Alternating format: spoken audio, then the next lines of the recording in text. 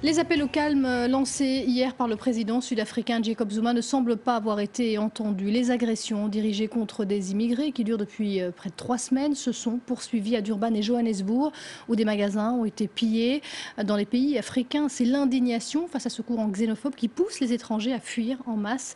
Le récit de Nicolas Germain.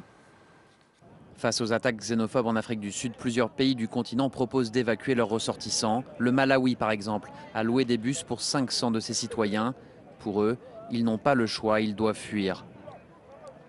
Dans notre pays, certes, il y a une crise économique, mais au moins nous serons vivants. Si on reste ici, on peut être tué. Je suis heureux car je vais rentrer chez moi, vivant. Ils nous disent de rentrer chez nous. On va le faire, mais ça me rend triste.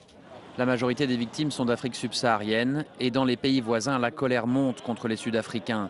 Au Mozambique, des manifestants ont bloqué un poste frontière.